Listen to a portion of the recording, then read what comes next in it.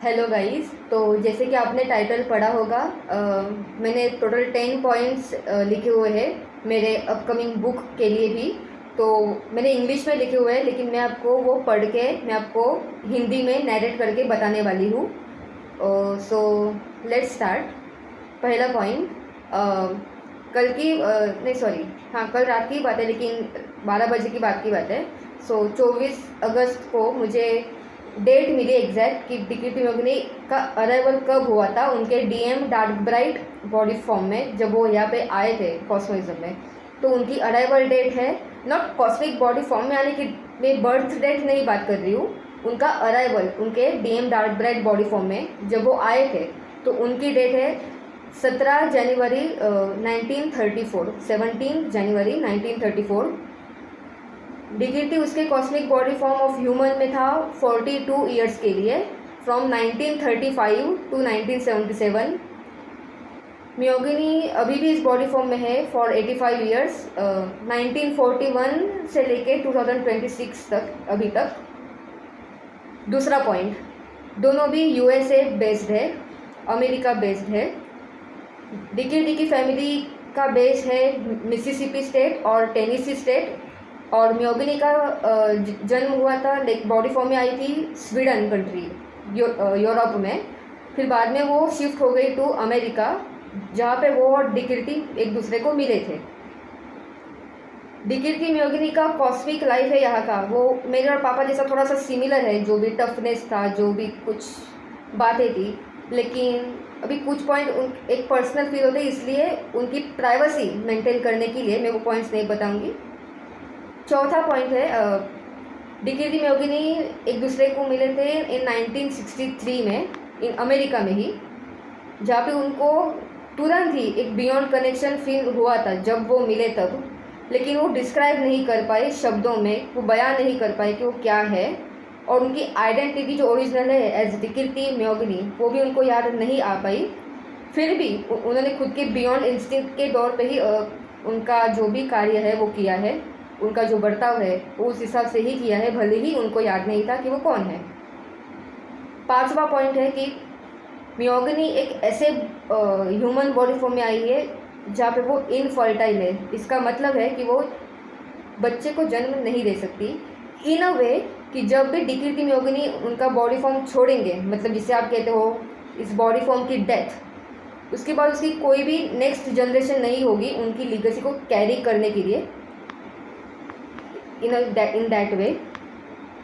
Sixth point, मतलब छठा point है, कुछ कॉस्मिक फैमिली के प्रॉब्लम्स के वजह से डिक्रीटी को मियोगिनी से शादी नहीं कर पाया, और डिक्रीटी मियोगिनी दोनों भी अलग अलग लोगों से उन्होंने शादी की, ये उनकी ट्रेजेडी है।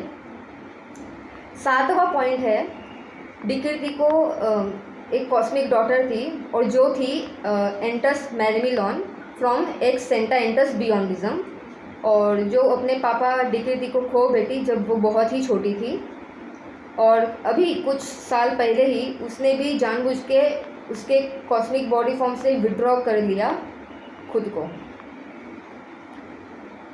आठवां पॉइंट है कि डिक्रीटी को एक कॉस्मिक कजिन सिस्टर है छोटी, वो है एंटस बारबेनिया, जो अभी भी इस कॉस्मिक बॉडी फॉर्म में है, और जो डीपली कनेक्टेड है उसके बड़े कजिन ब्रदर के साथ, डिक्रीटी के साथ, और उसका भी खुद का इंटेलेक्ट है।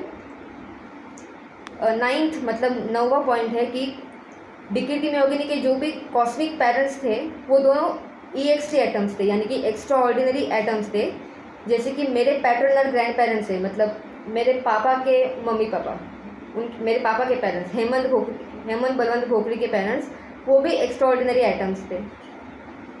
और लास्ट 10वां पॉइंट है कि डिक्रीटी मियोगिनी का जन्म ऐसे फैमिली में हुआ था जहाँ पर उन्होंने इस कॉस्मिक लाइफ की एक टफ रियलिटी को उनका आमना सामना हुआ।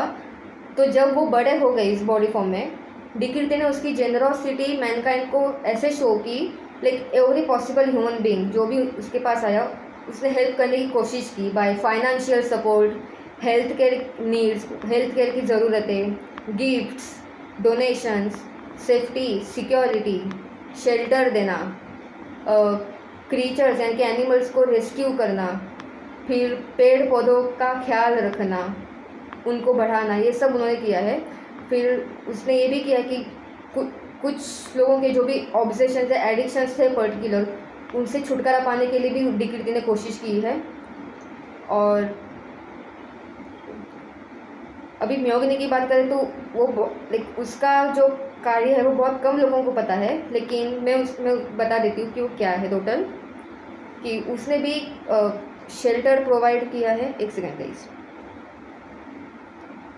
यस, शेल्टर प्रोवाइड किया है ह्यूमंस के लिए, फिर सिक्योरिटी, फिर वापस कोई पर्टिकुलर एडिक्शन से छुटकारा पाने के लिए कोशिश की है, सोल्जर्स पे प्यार का वर्षाव किया है, बीइंग अवेलेबल फॉर पीपल, लोगों को टाइम देना, उनकी बातें सुनने के लिए, जो सिक पीपल है, जो बीमार लोग हैं, उनके लिए खुद का टाइम दिया है उसने, फाइनेंशियल सपोर्ट, लीगल सपोर्ट, सबकी पेन को सुनना, वाइल्ड क्रीचर्स को रेस्क्यू करना और उनको शेल्टर देना भी उसने किया है म्योगनी ने। तो यस, जो डिक्रीति इस कॉस्मिक बॉडी फॉर्म में था तो वो एक डिपिक्शन था of ferociousness, at the same time gentleness, और एक बहुत ही अच्छा थिंकर। यस, और वाइल म्योगनी डिपिक्शन है एक स्ट्रॉन्ग, पावरफुल और एनर्जेटिक ब्यूटी की। यस, तो ये टोटल मैंने 10 पॉइंट्स मैंने आपके सामने पेश किए हैं, क्योंकि ये उनकी रियल स्टोरी है। अब मैं पूरी एकदम डीप, एकदम टोटल स्टोरी नहीं बता सकती उनके प्राइवेसी की वजह से, लेकिन ये सारी बातें मैंने आपके साथ शेयर की ताकि आप भी इस केस से, इन दोनों की ट्रेजेडी से कनेक्ट हो पाओ, इसलिए मैंने ये सब पॉइंट्स लिख के रखे हैं। Yes, thank you so much.